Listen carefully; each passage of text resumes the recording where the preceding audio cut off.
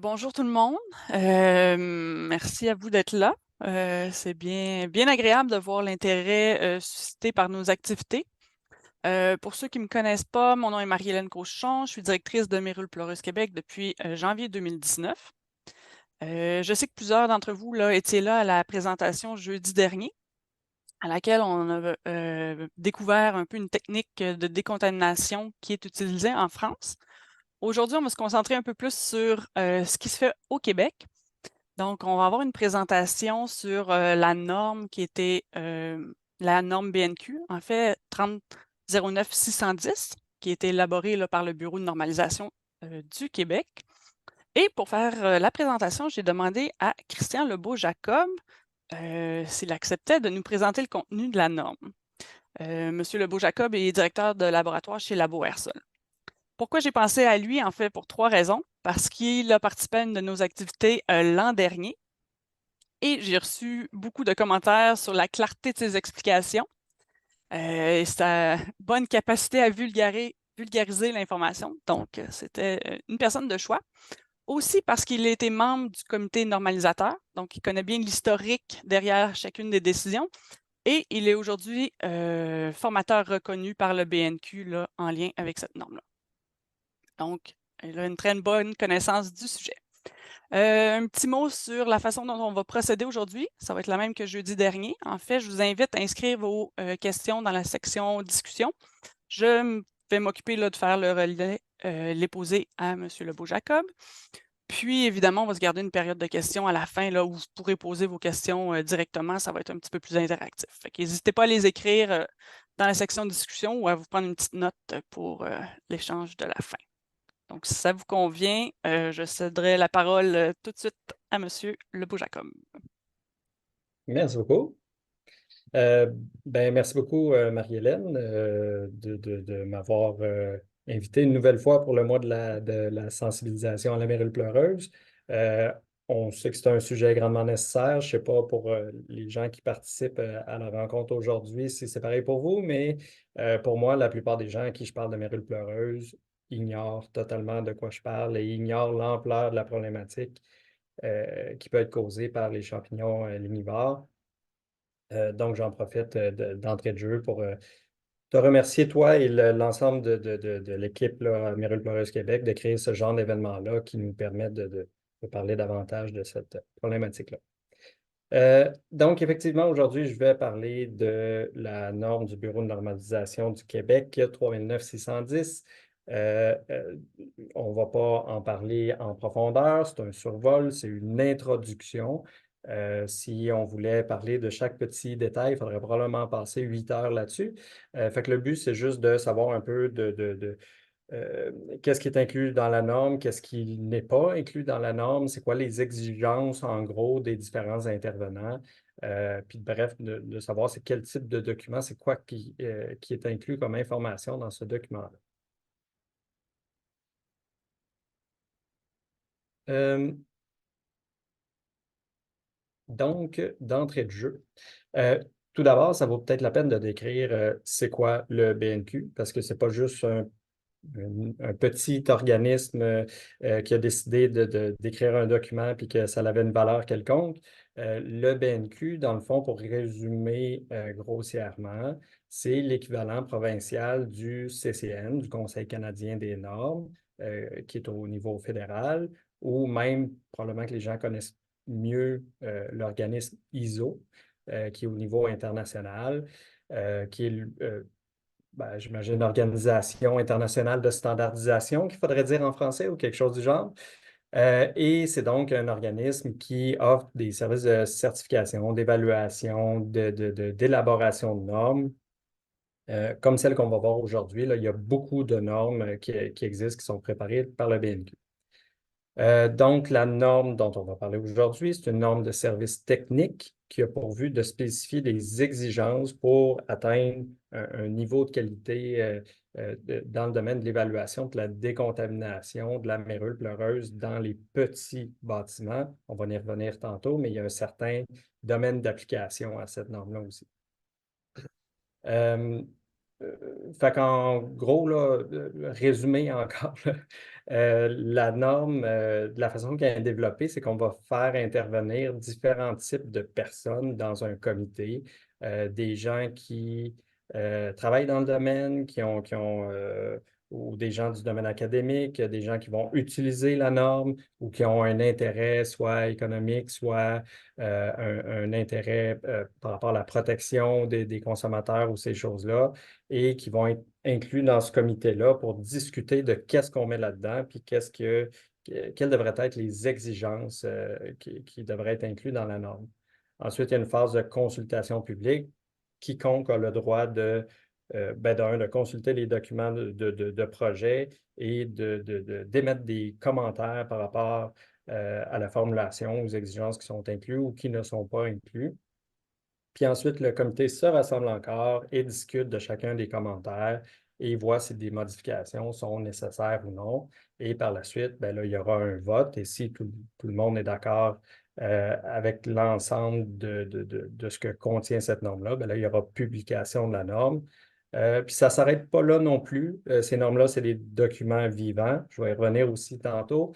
C'est des documents qui vont être révisés après je sais pas, 2, 4, 6 ans, là, suite à la publication selon le besoin. Christian, peut-être juste Oui, avant de poursuivre, on demande si la présentation va être accessible. Le je ne PowerPoint. pense pas te l'avoir envoyé, mais oui, je vais t'envoyer le PDF puis on pourra la rendre accessible par la suite. Parfait, merci. Euh, Marche trop, là. je crois qu'il y a un micro qui est ouvert, si vous pouvez le fermer, s'il vous plaît. Donc, avant la publication de la norme BNQ 3009-610, certains documents existaient en français au Québec sur la mérule, mais bon, souvent, c'était des documents techniques qui étaient plus utilisés dans un but marketing que d'autres choses. Il y avait certains documents qui étaient quand même intéressants, mais bref, la norme vient rassembler ces informations-là qui étaient disponibles au Québec et ailleurs, bien sûr, et vient éclaircir un peu ce qu'on considère que devrait être la règle de l'art dans l'intervention pour régler les problèmes de Meryl pleureuse et vient tracer une ligne un peu sur ce que devrait inclure des travaux de qualité dans le domaine de décontamination quand on est aux prises avec des problèmes avec ce type de champignons-là. C'est une norme à application volontaire. C'est important de le mentionner parce que souvent, les gens pensent que c'est une norme qui est obligatoire. C'est application volontaire, mais ça peut servir dans différentes situations, là, comme référence juridique ou autre. Ça pourrait être éventuellement devenir réglementaire pour certaines municipalités ou si c'est inclus dans un appel d'offres, on doit respecter ces exigences-là. Mais actuellement, ce n'est pas de nature réglementaire.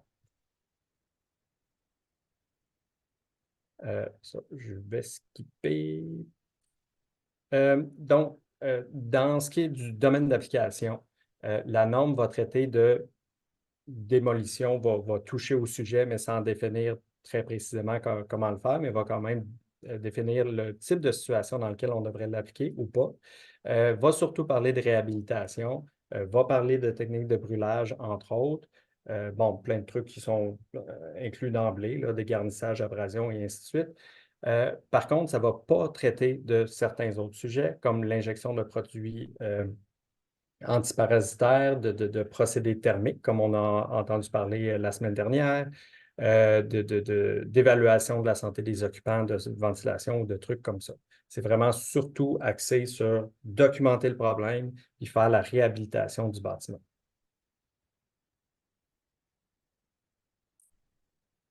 Comme on l'a dit tantôt, ça s'applique aux petits bâtiments. On parle pas, puis dans le contexte québécois, c'est surtout des petits bâtiments à ossature de bois. Fait qu'on ne va pas parler de gros bâtiments, là. En gros, ça vient s'appliquer, ouais, c'est ça, au bâtiment de 3 étages et 600 mètres carrés maximum, là, qui correspond, je pense, à la partie 9 du Code des bâtiments. Fait que c'est spécifiquement ce type de bâtiment-là qu'on fait référence. Euh, Bon, ben, pour savoir à qui s'applique la norme, faut que je vous mette quelques belles photos. Je vous présente donc Serpula lacrymans, que vous connaissez probablement déjà, si vous êtes ici, ou Mérule pleureuse pour les intimes. Euh, donc, pourquoi on s'intéresse à Serpula lacrymans plutôt qu'aux champignons lignivores en général? C'est que Serpula lacrymans n'est pas un champignon ordinaire. On ne va pas rentrer dans les détails, mais c'est un champignon qui a une capacité impressionnante à se répandre. À un endroit spécifique, d'autres champignons lignivores peuvent causer autant, sinon plus, de dommages si l'humidité est présente et les nutriments sont présents. Là où la mérule est étonnante, c'est qu'elle est capable de se répandre. C'est vraiment ça qui fait la différence avec Coniophora ou Fibroporia ou des pleurotes ou des trucs comme ça. C'est vraiment pour ça que la mérule est dans une classe à part. Puis vous voyez sur les photos qu'il y a beaucoup question de vide sanitaire. C'est souvent là qu'on va retrouver la mérule en particulier. Donc, c'est ça, la mérule pleureuse a une capacité particulière à croître sur des matériaux secs, sur des matériaux inorganiques, soutirer certains nutriments de matrice minérale, ce qui est particulier aussi, et effriter et pénétrer les maçonneries, ce qui aussi est assez particulier là, et plus rare pour d'autres types de champignons. Ce qui m'amène à vous parler encore dans le domaine d'application, à qui s'applique la norme. Dans la norme, on parle des champignons qui sont du genre Serpula, Serpula lacrymans, Serpula himantioides, Serpula pulverulenta, Tinicola et Incrassata. La semaine dernière, M. Wolfard a touché au sujet un peu sans le savoir, si vous étiez là, et il a dit que pour identifier la mérule, il fallait une trame dimétique des sporovoïdes et je ne sais plus quoi d'autre. Et c'est un peu plus complexe que ça, mais bref, il touche à quelque chose de quand même important. Euh, euh, c'est ça. Dans le fond, il mentionnait aussi que Serpula lacrymans et Himantioides étaient reconnus, en tout cas, lui les classait comme mérules et les autres, sous-entendu, pas nécessairement. Et honnêtement, je pense qu'il a raison et ça fera partie de certains commentaires qui devront peut-être être discutés la prochaine fois qu'on parlera de la norme. Euh, mais bref, actuellement, la définition du domaine d'application, c'est tout ce qui est Serpula dans ce document-là. Mais malheureusement,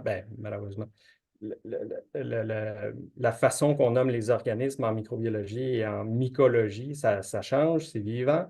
Et aujourd'hui, on devrait probablement considérer que Serpula pulverulenta est Meruliporia pulverulenta. Et dans le cas oups, j'ai fait un copier-coller. Et dans l'autre cas, que ça serait Meruliporia incrassata. Donc, possiblement que ces deux-là ne se retrouveront pas dans la prochaine version de la norme. J'en sais trop rien. Il va falloir en discuter en comité. Puis aussi, ce n'est pas juste une question de nom, hein. Ils ont vraiment des caractéristiques morphologiques différentes et des capacités qui ne sont pas à la hauteur des capacités de Serpula lacrymans et Serpula himantioides. Tout ça me mène à vous parler que je vous ai mentionné qu'il y aurait des réexamens de la norme, là. Puis actuellement, on a été approché, les gens du comité, à émettre nos commentaires s'il y en avait sur le contenu actuel de la norme. Vous serez, le public en général, aussi invité à émettre des commentaires si vous en avez par la suite. De ce qu'on me dit, ça devrait être en mars ou quelque chose comme ça, que ça serait au niveau public. Puis quelque part en 2026, au besoin, il y aura des modifications qui pourraient être apportées à ce moment-là. Euh, donc, c'est quoi le but de l'intervention en vertu de la norme BNQ? C'est naturellement, détecter la mérule lorsqu'elle est présente, établir l'ampleur de la contamination, retirer dans la mesure du possible toute trace du champignon et identifier et corriger les sources d'humidité qui ont pu contribuer à l'apparition du champignon. Super important, c'est tout ce qu'on va mettre comme mesure, comme décision, c'est guidé par ces buts-là, c'est dans le but d'atteindre ces buts. Et pour atteindre ces buts-là, la norme suggère tout un processus qui fait intervenir plusieurs personnes pour qui les rôles sont quand même bien définis dans la norme. Et je vais revenir à ces schémas-là un petit peu plus loin.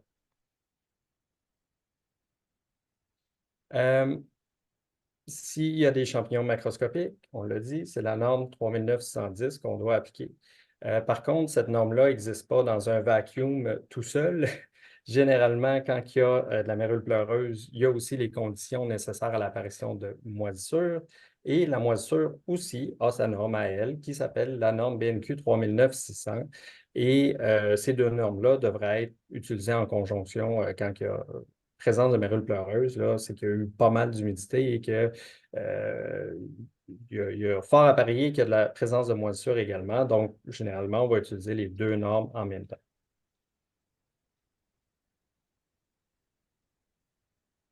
Aussi, c'est important de noter que pour avoir le droit, si vous voulez, d'appliquer la norme, si on dit que quelque chose est fait en vertu de la norme 3009-610, il y a une formation qui est obligatoire. C'est une formation sur l'application de la norme et non pas une formation sur la mérule pleureuse. Et la distinction est quand même importante.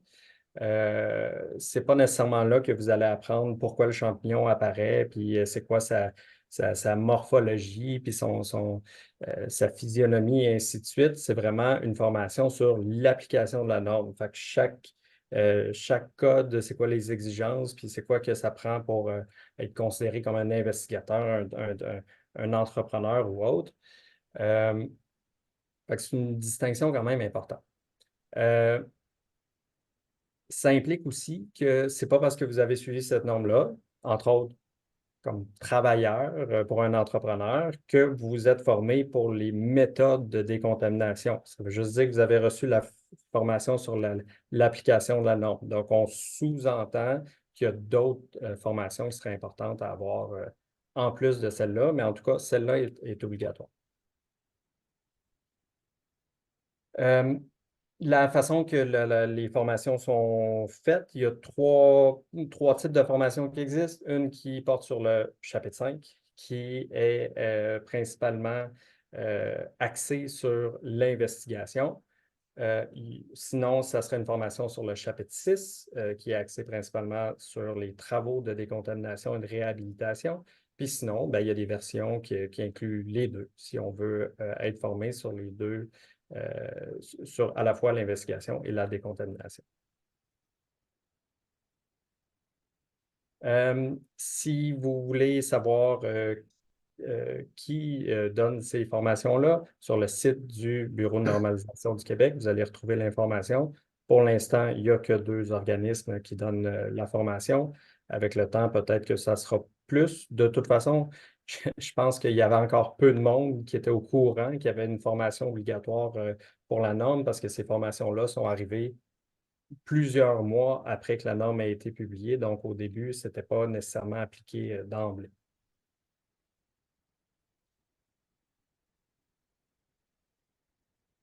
Maintenant, le déroulement. Donc, il y a différents intervenants qui vont être appelés à entrer en jeu dans tout ce processus-là. L'investigateur, c'est la personne centrale au début, en tout cas, là. L'investigateur, c'est la personne qui va être responsable de caractériser le bâtiment en mettant l'emphase sur les sources possibles d'humidité. C'est l'investigateur également qui devra au besoin faire appel à un professionnel du bâtiment si jamais il y a des trucs comme des problèmes de structure, par exemple, qui dépassent ses compétences.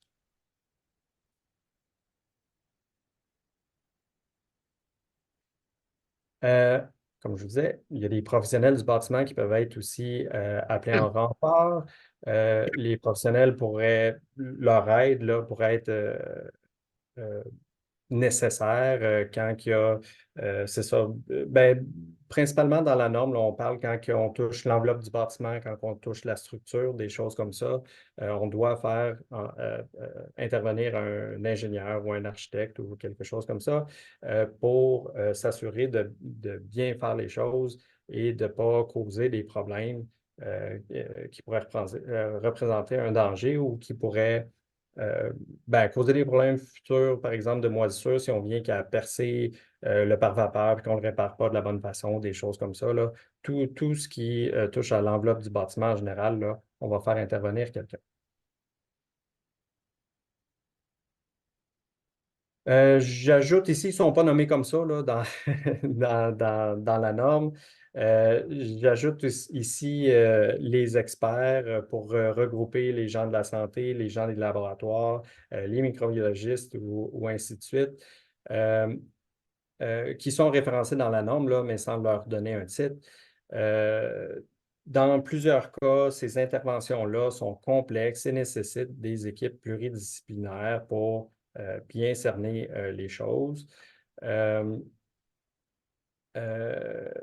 Il n'y a pas nécessairement par exemple, pour les microbiologistes, pour les gens qui sont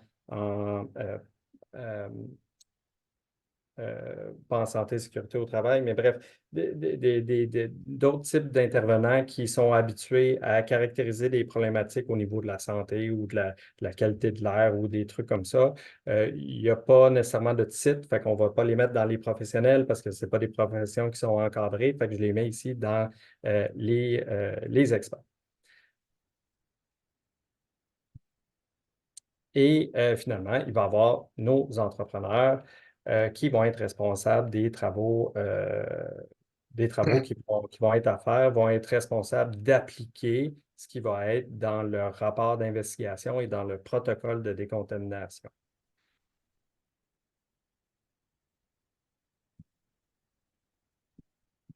Maintenant, la procédure. Fait que je vous ai montré tantôt un grand schéma. On en prend la moitié, qui est le côté investigation.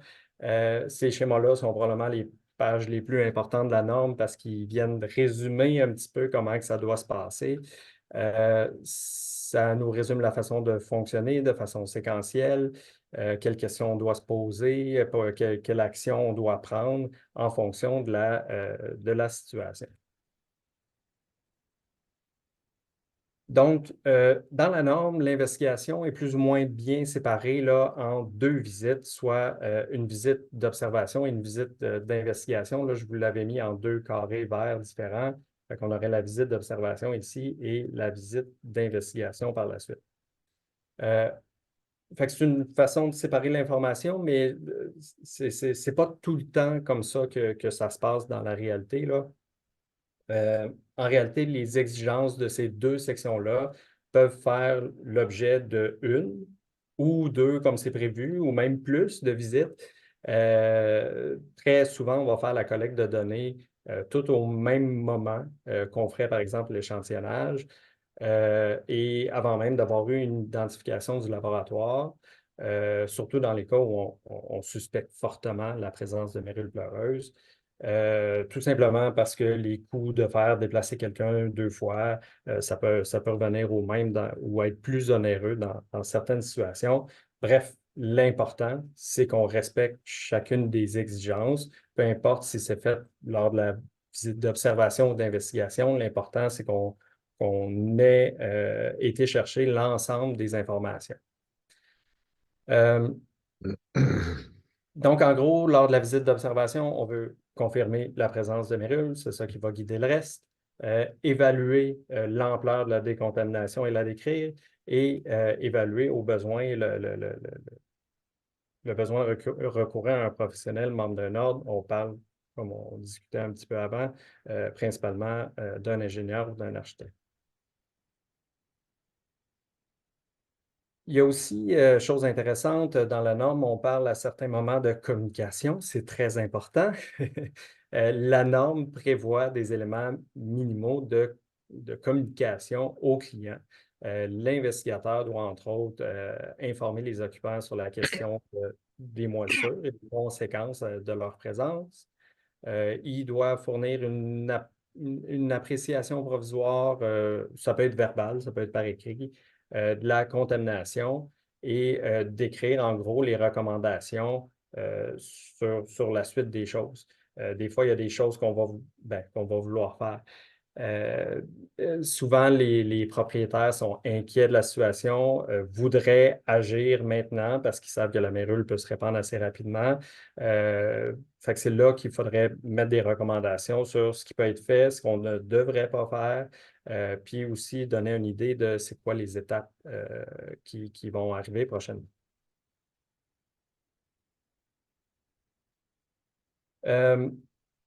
Donc, durant la visite d'observation, on aurait pris un échantillon du champignon qui est suspecté d'être la mérule et là, on va faire intervenir le laboratoire.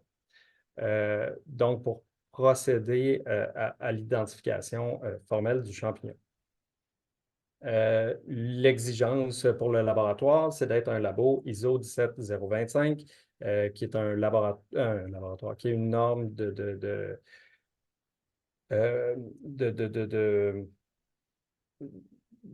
dans le fond, de comment devrait être gérée l'information, le suivi de l'information et ainsi de suite, et des équipements qui sont dans le laboratoire, mais qui n'est pas une norme de méthode. C'est important de le mentionner, là.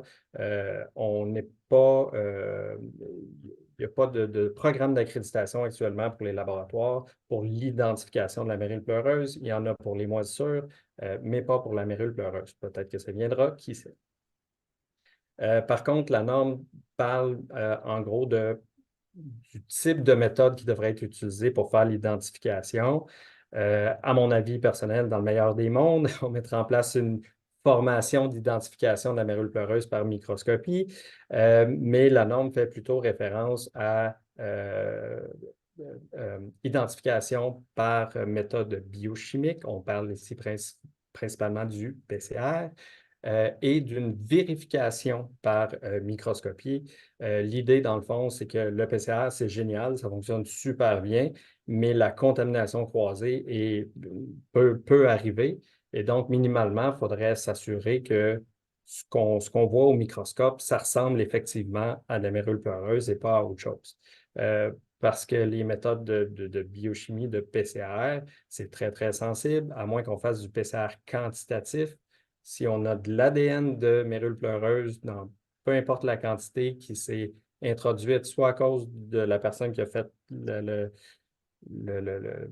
l'échantillonnage ou au laboratoire ou peu importe, ben, ça peut sortir positif et que ce soit totalement autre chose en réalité qui soit dans l'échantillon. Et dans le fond, juste une petite mention rapide, là, pourquoi c'est tant important d'identifier la mérule pleureuse? Ben, comme je l'ai dit au début, les capacités des autres champignons l'univers ne sont pas les mêmes et donc on ne veut pas se lancer inutilement dans des travaux qui sont très, très onéreux sans avoir la certitude qu'on est bien en présence de mérule pleureuse et non pas d'un autre truc qui peut lui ressembler. Donc, un coup, ben, comme je vous disais, ça peut se passer avant, ça peut se passer après, dépendamment de la situation puis ce qui aurait été discuté avec le client. C'est selon le mandat que le client aura été donné. Mais bref, dans la visite d'investigation, on va rassembler l'ensemble de l'information qui va nous permettre de définir le problème dans son ensemble et de faire les bonnes recommandations pour contrôler les sources d'humidité puis pour réhabiliter le bâtiment. Donc, on va faire la description du bâtiment et de son environnement. On va regarder les matériaux utilisés pour la fondation, bloc et moellon, béton coulé,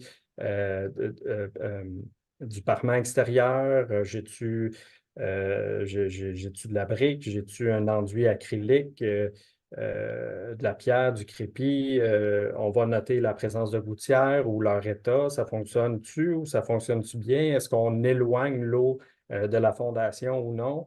Le système de drainage, est-ce qu'il est en fonction? Y est-tu bouché? Ça a-tu l'air de bien fonctionner? La présence de fossés remplis d'eau, de pentes négatives du terrain, tout ce qui peut contribuer à causer une problématique d'humidité dans le bâtiment. on va aussi noter, dans le fond, dans la norme aussi, là, il y a, surtout dans les annexes, je ne me rappelle plus si j'ai mis la slide ou non, là, il y a plusieurs annexes qui sont non normatives, c'est pas de même que c'est dit, là, mais qui ne sont pas à caractère obligatoire, qui sont disons, plus comme suggestion qu'autre chose. Mais il y a une annexe qui donne une liste non exhaustive des éléments qui pourraient être vérifiés dans ce contexte.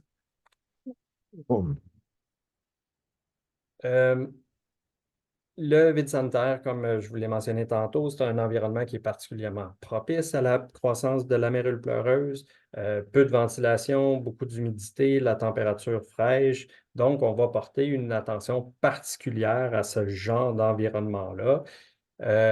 On va noter la présence de matière cellulosique directement au sol, des éléments de structure qui ne sont pas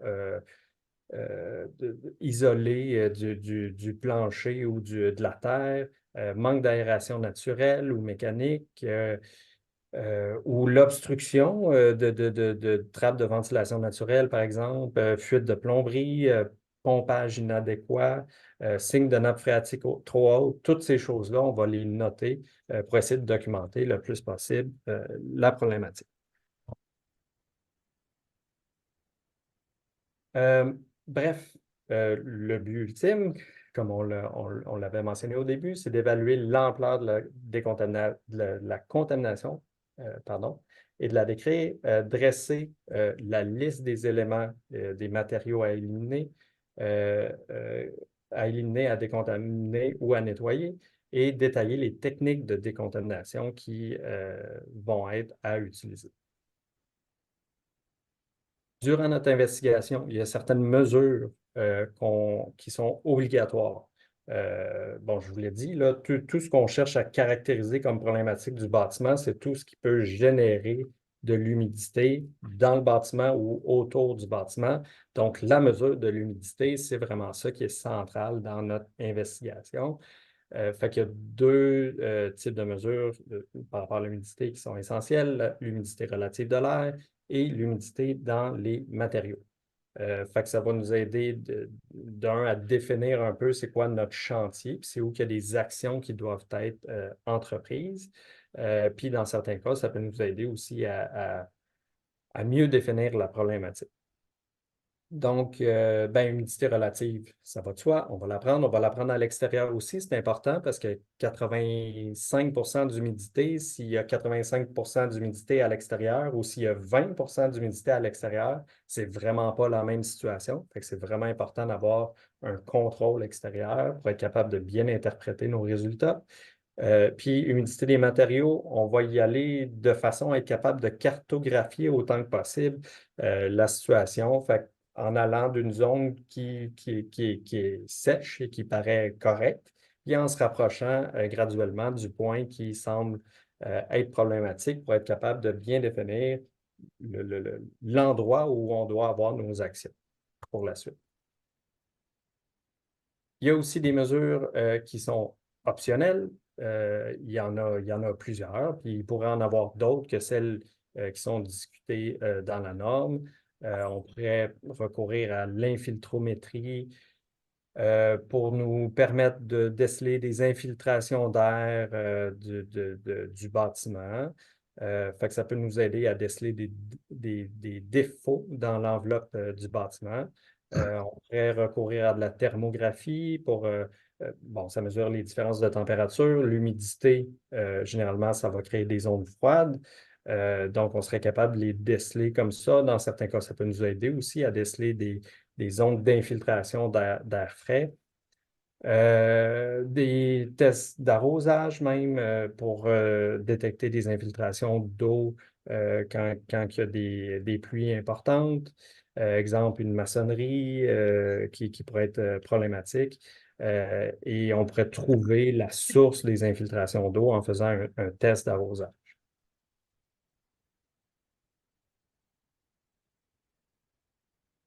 Aussi, dans le processus d'investigation, au besoin, il va falloir pratiquer des ouvertures exploratoires afin d'atteindre des endroits qu'on suspecte qui pourraient être problématiques, mais qui ne sont pas nécessairement visibles à l'œil nu ou même par thermographie ou autre, là.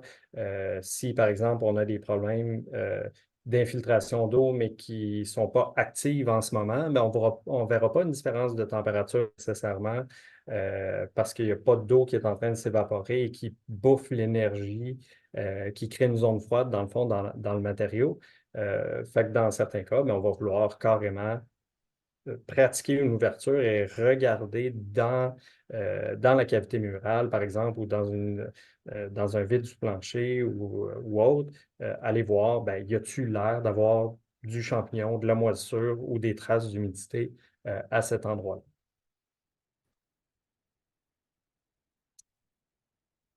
Ensuite, ben, on rassemble toutes ces informations-là dans un rapport d'investigation qui doit inclure ben, l'ensemble de ce qu'on a rapporté là, et il faut que ça soit fait le plus simplement, le plus précisément possible, de façon à ce que si quelqu'un reprend le dossier, ben, il soit capable de comprendre tout ce toute la caractérisation qu'on a faite. Fait qu'on va essayer d'utiliser le plus possible d'avoir recours à des plans précis, des photos de qualité, d'avoir un descriptif précis des différentes étapes et des observations qu'on a faites.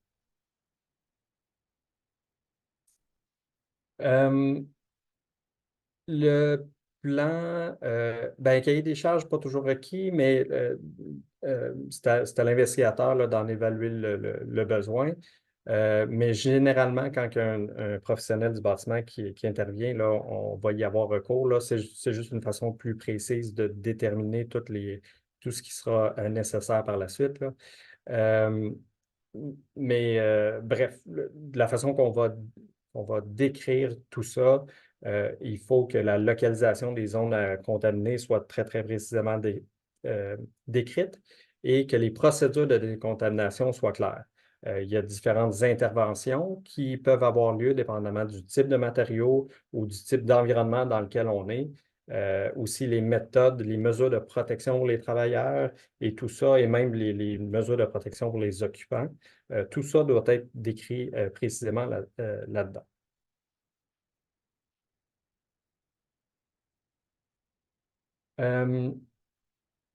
Bref, ça, je le skip. On n'a pas assez de temps. Ensuite, les travaux. Super, je vais laisser le temps un petit peu pour les questions à la fin. Donc, finalement, basé sur les informations et les recommandations qui vont être colligées dans le rapport, tout ça va servir de base pour aller pour faire les travaux, mais avant ça, pour aller chercher des soumissions d'entrepreneurs. Donc, on va se servir de ce qui a été établi dans le rapport d'investigation pour c'est ça. Ça nous fait une procédure, puis basé là-dessus, ben, c'est les exigences qu'il faut que soient remplies par les entrepreneurs. Dans les travaux, notre but, c'est d'éliminer la mérule afin d'assurer un lieu sain et sécuritaire et de rendre le bâtiment dans un état permettant de prévenir la réapparition de la contamination. Fait que ça, c'est le but qui va être à atteindre par l'entrepreneur.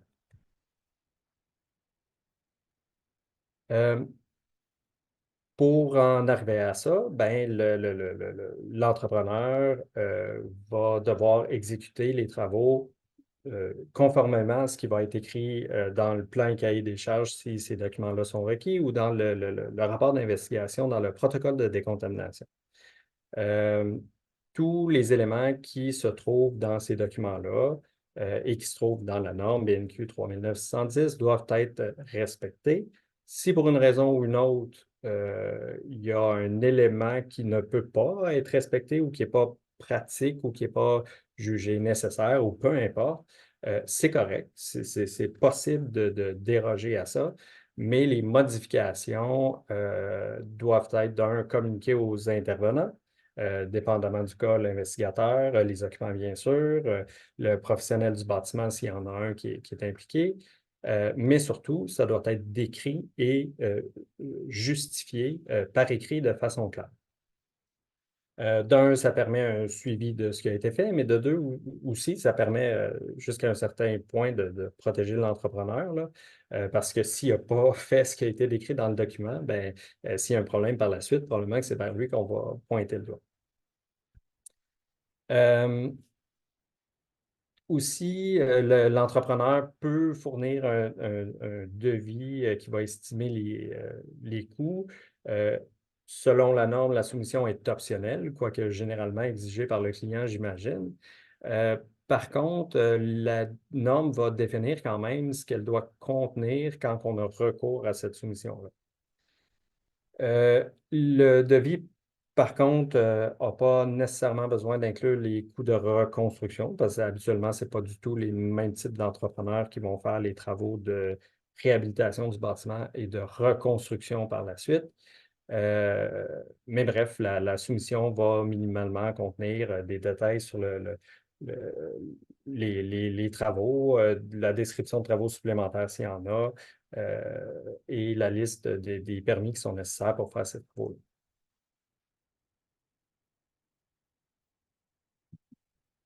Donc, la soumission, effectivement, est optionnelle, mais les travaux doivent impérativement être encadrés par un contrat. Et plusieurs éléments peuvent se retrouver dans le contrat, mais la norme ne dit pas ce qui doit ou ne doit pas s'y retrouver. Mais encore là, il y a une annexe, l'annexe K dans ce cas-là, qui est elle aussi à caractère non obligatoire, qui suggère une liste d'éléments qui seraient à prévoir au contrat. Donc, on va retrouver les identifications du client, de l'entrepreneur, l'adresse des travaux, numéro de licence et ainsi de suite.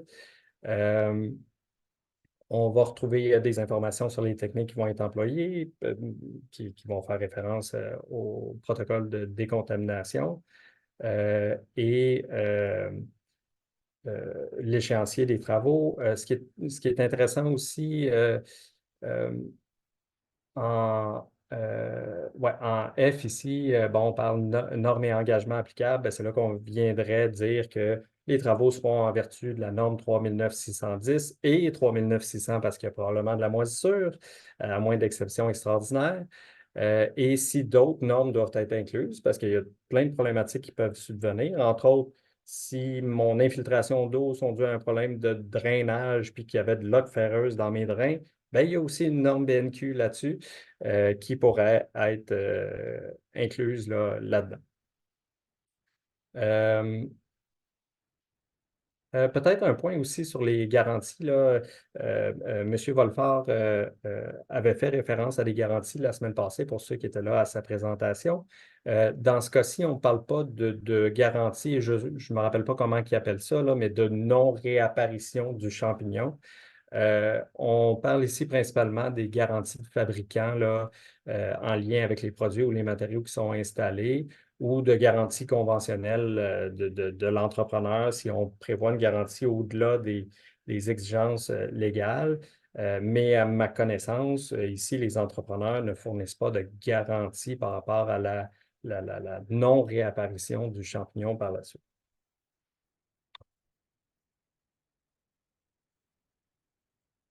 Donc, comme pour les travaux qu'on avait fait pour l'investigation, les travaux de réhabilitation vont être résumés dans un schéma qui est disponible à l'annexe E. Et les actions à prendre, dans le fond, vont être guidées par la nature des matériaux, leur localisation, leur rôle. C'est-tu des matériaux qui sont utilisés pour la structure? C'est-tu juste un recouvrement? C'est-tu un élément décoratif? Bien, dépendamment de tout ça, on ne va pas nécessairement faire la même chose avec les différents matériaux. Aussi, bien, s'il y a de la présence de moisissure, ça va venir guider un peu nos actions. Important de noter que le contrôle des sources d'humidité doit être fait en amont de tout ce qu'on montre ici, là.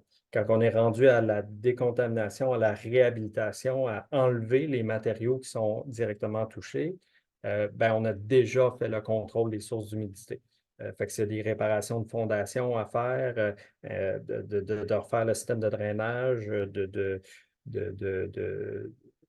d'étanchéiser ou d'augmenter l'isolation ou des trucs comme ça, tout ça doit être fait auparavant. Pour les mesures de protection à mise en place, on considère d'emblée qu'on va traiter le chantier comme un chantier de type 3 pour les moisissures. Encore là, je ne vais pas rentrer dans le détail, mais pour les moisissures, on détermine quelles mesures de protection doivent être mises en place en fonction de l'ampleur de la contamination, mais sur voyons, la quantité de surface qui est concernée. Dans le cas d'une problématique amérule pleureuse, peu importe la surface qui est concernée, on va prendre les mesures du chantier type 3. On est généralement dans un environnement qui n'est pas facile, souvent les vides sanitaires. Quand le champignon est là et qu'on l'a vu dans une zone où on ne va pas nécessairement inspecter souvent, généralement, il y a eu le temps de prendre une certaine place. Et comme je disais tantôt, de toute façon, quand on a assez d'humidité pour qu'un champignon macroscopique pousse comme ça, ben, il y a probablement beaucoup de moisissures aussi. C'est pour ça que le comité a décidé d'emblée d'y aller avec un chantier type 3 qui prévoit la mise en place de toiles étanches, d'une ventilation d'extraction qui est filtrée pour permettre de mettre la zone touchée en pression négative. On va limiter comme ça la contamination des zones adjacentes. Présence de sas d'entrée et sortie des travailleurs et des déchets. Tous les équipements de protection individuelle typiques pour ce genre de chantier-là. Bref, et ainsi de suite. Là. On ne va pas rentrer dans le détail, bien sûr. Christian, peut-être juste Oui. dire qu'on se rapproche de la période de questions. Je pense qu'il me reste 3 ou 4 slides. Je vais essayer de faire ça vite, vite, C'est vite. parfait, c'est parfait. Avant la mobilisation du chantier, on dit aussi comment traiter les biens meubles. Il y a des trucs qui vont pouvoir être récupérés dépendamment de leur nature. C'est plus ou moins compliqué. Parfois, ben, il faut s'en débarrasser malheureusement. Puis, un coup qu'on a libéré l'espace, ben, on pourra faire la mobilisation du chantier et procéder aux travaux, comme je vous disais, dépendamment du type de matériaux qui vont être concernés. Quand c'est directement touché, que c'est pourri ou peu importe, ben, généralement, on va vouloir les enlever carrément. Dans certains cas, on va procéder à du brûlage. Si, par exemple, le champignon est en surface d'une fondation en bloc de béton ou quelque chose comme ça, ou de l'abrasion si on parle d'éléments structuraux de bois. Puis là, il manque un oui et un non qui n'ont pas suivi ici. Là. Maçonnerie, oui. Brûlage, non. Ça serait abrasion. Puis si c'est des surfaces qui sont non poreuses, ben, possiblement que c'est juste un nettoyage qu'on va faire dans ce cas-là pour ces surfaces-là. Fait que, dépendamment du type de situation dans laquelle on est, ben, c'est une action différente qui va être mise en place. Et à la fin de tout ça, et après un nettoyage dans les moindres recoins, on va procéder à un contrôle final. Le but, c'est de s'assurer que tout est fait conformément à ce qui a été décrit dans le protocole de décontamination. Idéalement, ce contrôle-là serait fait par la personne qui a fait le protocole de décontamination et qui a fait l'investigation au départ. Dans tous les cas, ça devrait être une personne qui est indépendante de l'entrepreneur, bien sûr. Bon, le professionnel, s'il y en a eu un, pourrait être appelé à intervenir lors du contrôle final aussi. Et bref, on veut s'assurer à un retour à la normale, on veut s'assurer que les causes d'apparition du champignon sont plus présentes et qu'on a contrôlé les sources d'humidité et que la réapparition du champignon est pas probable là, dans la condition actuelle du bâtiment. On veut s'assurer aussi que le nettoyage final a permis de retirer le plus possible des contaminants. Parce que oui, ben, on n'a pas touché à cet aspect-là, mais le champignon en lui-même n'a pas nécessairement de conséquences pour la santé, mais la présence de moisissure, oui. Fait qu'on veut avoir contrôlé ces contaminants. Et voilà, ça nous mène à la période de questions. Parfait, dans les temps. Ça a été très discret dans la section discussion. Je ne sais pas s'il y en a qui ont des questions qui aimeraient les poser. Si oui, je vous invite à le faire, c'est le moment. C'est un peu dry, hein? Les normes, ça génère peut-être moins de questions. Ah, on en a peut-être une qui s'en vient. En attendant, moi, je connais la réponse, mais on n'en a pas parlé. Est-ce que la norme, Christian, aborde les démolitions de bâtiments? Euh, Ben, ça en parle brièvement, principalement pour dire que, il me semble en tout cas, là, ça fait longtemps que j'ai parlé d'un bout à l'autre, pour dire que ce n'est pas une solution à laquelle on doit recourir d'emblée.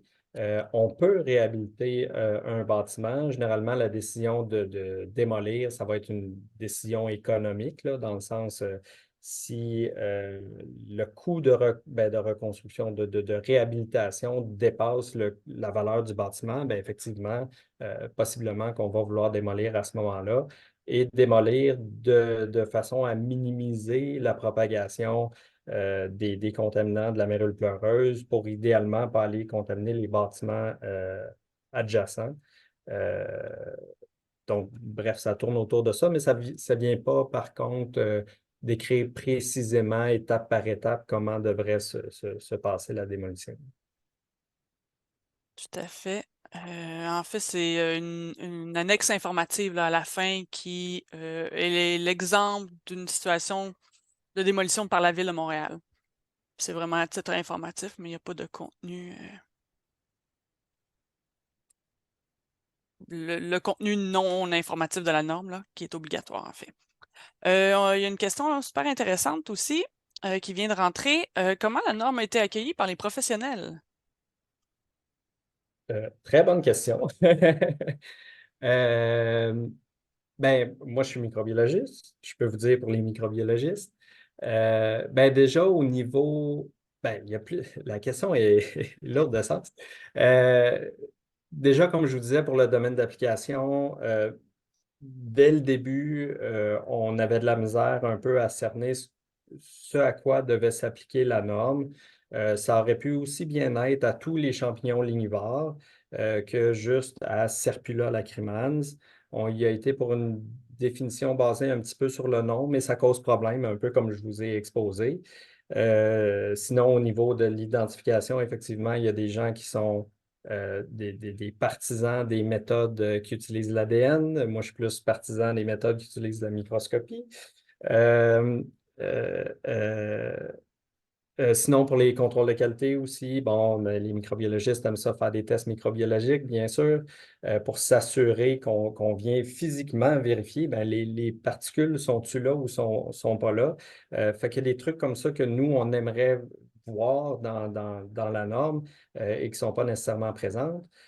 Pour ce qui est des technologues, ben, il y a tout un enjeu autour des actes réservés avec les ingénieurs principalement.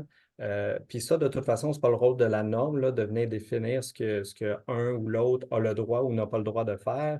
Mais ça vient complexifier la chose un peu parce que les partages d'actes ne sont pas encore très, très clairs là, suite à la loi sur les ingénieurs qui a été remodelée, disons.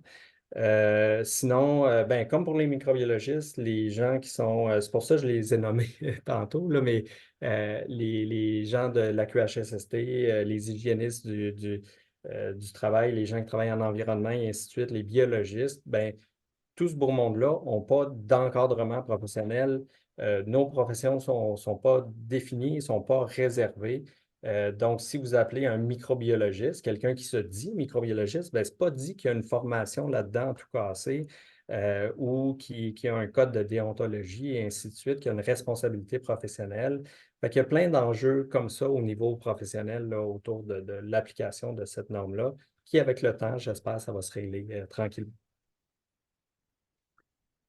Oui, en fait, on arrive un peu à mi-chemin, là. La norme a pratiquement 2 ans et demi d'existence. Je pense qu'il y a probablement une révision qui avait été demandée là, aux 5 ans par le comité qui a mis en place le comité créatif de la norme.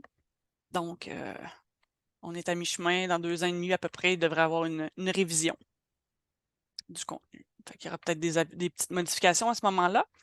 Une autre question qui nous provient de Steve qui demande si la SHQ a encore un programme d'aide aux sinistrés. Je peux répondre, Christian. Oui, il est probablement mieux placé que moi pour y répondre. Oui. En fait, il y a un programme qui est encore en vigueur jusqu'au 31 mars prochain. Au 1er avril, le programme va tomber sur pause. Et là, on est en... C'est des démarches annuelles là, pour faire prolonger le programme. L'expérience des 2 dernières années nous montre que une fois qu'on franchit toutes les étapes, là, qu'on passe au Conseil des ministres et tout ça, le programme est réactivé autour du mois de juillet. On en a discuté avec la ministre qui avait l'intention de le prolonger, qui n'avait pas l'intention de le rendre périn sur plusieurs années. On va garder encore la même formule qui n'est pas du tout pratique pour les propriétaires.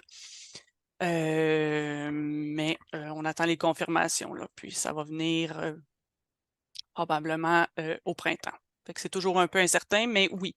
L'avantage, c'est que si les gens sont avancés dans le processus, les propriétaires de bâtiments qui ont déposé leur candidature à la SHQ, puis que les soumissions ont été acceptées, ces gens-là peuvent continuer. Là, dans le fond, la SHQ réserve le montant qu'ils ont besoin pour les travaux. Donc, eux, la date du 31 mars n'est pas définitive. Là. Je ne sais pas si c'est clair, là, mais sinon, on pourra en discuter plus tard. On a encore le temps pour 1 ou 2 questions. Est-ce qu'il y en a qui en ont? On a peut-être fait le tour. Ah ben, je vois qu'il y en a, je viens d'ouvrir le chat, là. Je vois qu'il y en a une de Coop des inspecteurs qui demande en dehors de la norme BNQ, en dehors de la BNQ, si la norme MERUL n'est pas utilisée, on utilisait quoi comme référence pour analyser et traiter? Ben, dans le fond, il y a d'autres documents qui existaient.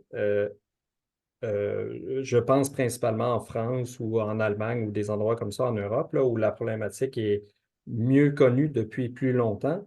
Mais reste que les principes de base, c'est les principes qu'on utilise déjà pour les investigations à la mérule pleureuse, dans le sens que c'est le contrôle des sources d'humidité, puis ensuite se débarrasser des matériaux selon un peu comme j'ai parlé là, le type de matériaux, puis s'ils sont structurellement sains ou non, ou des trucs comme ça, des considérations comme ça. Donc, les principes de base sont pas mal les mêmes qu'on appliquait déjà. C'est pour ça que les 2 normes sont arrivées un peu en même temps et portent un peu le même nom. C'est qu'ils fonctionnent ensemble un peu sur le même principe. Donc, c'est un peu de cette façon-là qu'on fonctionnait, là. Puis la norme BNQ 3910 invente rien de nouveau. C'est toutes des choses qui se faisaient déjà. C'est juste que là, maintenant, c'est rassemblé dans un seul document de façon assez exhaustive, là, du début à la fin.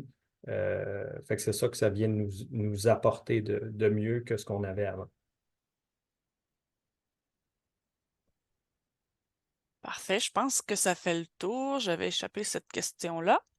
Un gros merci à toi, Christian, d'avoir pris le temps de nous présenter ça, de nous expliquer et de décortiquer ce document-là qui est quand même imposant. Si jamais il y en a qui ont d'autres questions, n'hésitez pas là, à nous écrire. Au besoin, je pourrais transférer les questions à Christian, puis on vous donnera les réponses. Donc, la présentation va vous être acheminée sous peu et idéalement au courant de la semaine aussi, là, je vais vous transmettre l'enregistrement. Donc voilà, merci à vous tous.